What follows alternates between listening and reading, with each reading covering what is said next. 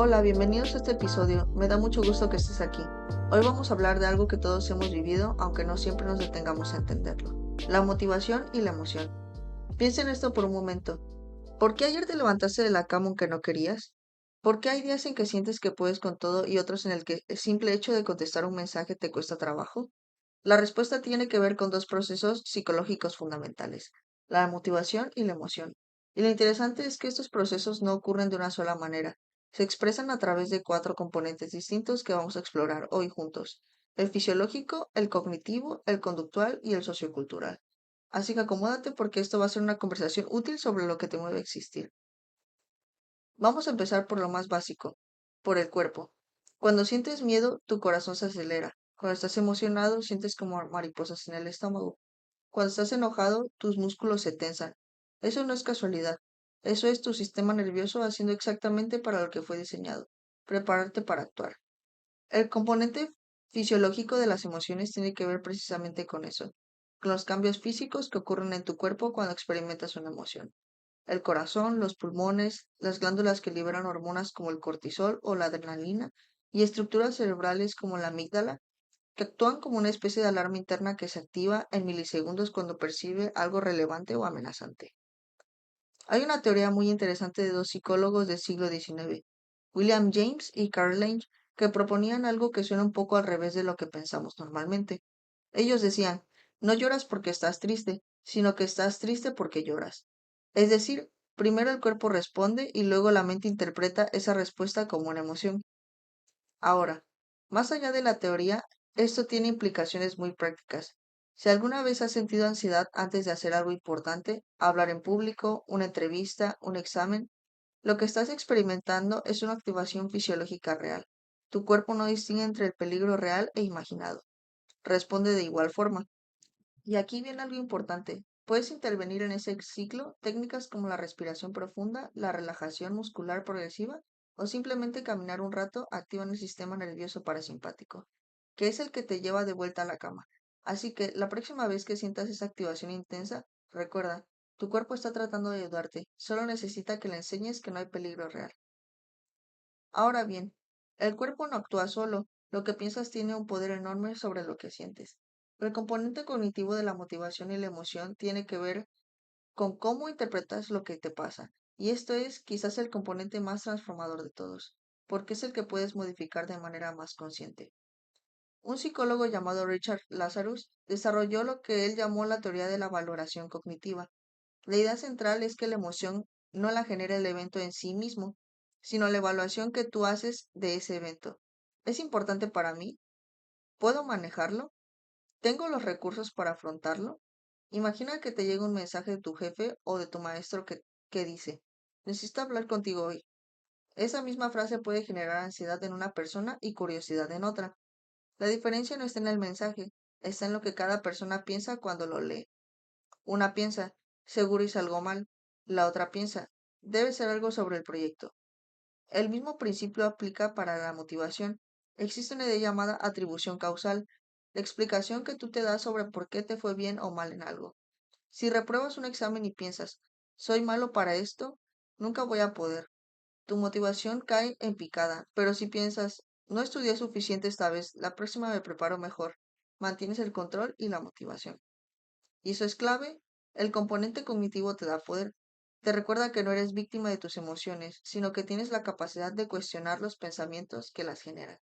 Eso es exactamente lo que trabaja la terapia cognitivo-conductual. No cambiar los eventos, sino cambiar la forma en que los interpretas. Hasta ahora hemos hablado del cuerpo y de la mente, pero las emociones también se ven, se expresan, se actúan y eso nos lleva al tercer componente, el conductual. El componente conductual es lo que haces cuando experimentas una emoción. Es la sonrisa cuando estás feliz, el llanto cuando estás triste, los brazos cruzados cuando estás a la defensiva, la voz que sube de tono cuando estás enojado. Son todas las acciones observables que acompañan a un estado emocional. Charles Darwin fue uno de los primeros en estudiar esto de manera sistemática. Él propuso que muchas expresiones emocionales son universales, porque tienen una función adaptativa que compartimos como especie. Y décadas después, el psicólogo Paul Ekman demostró empíricamente que hay expresiones faciales básicas, miedo, alegría, sorpresa, tristeza, asco e ira, que se reconocen en culturas completamente distintas. Pero el componente conductual no es solo expresión emocional, también es motivación en acción. Cuando estás motivado, lo ves en una conducta.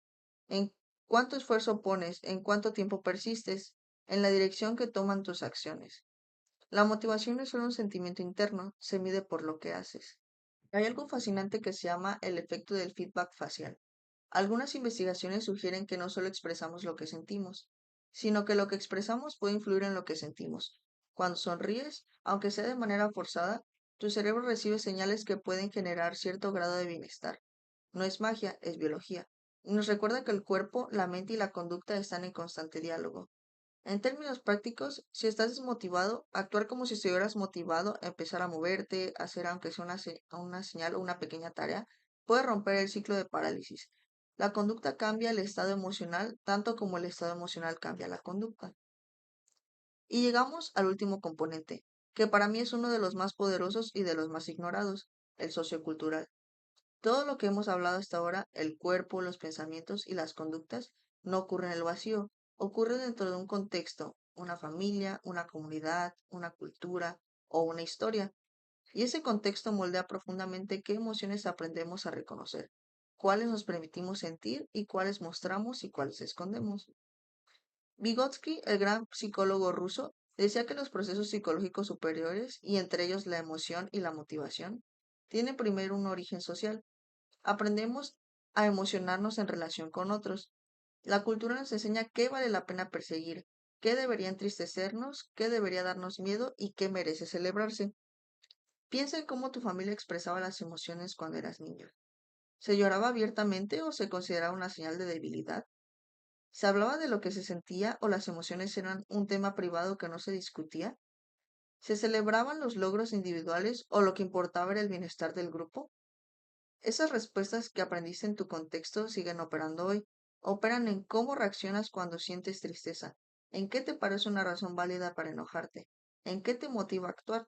No son tuyas en el sentido de que las elegiste, las heredaste de tu entorno cultural. Y esto es crucial para la psicología, porque significa que entender a una persona requiere entender su mundo. No puedes analizar las emociones de alguien ignorando de dónde viene, qué valores tiene, qué le enseñaron sobre lo que debe sentir y lo que no.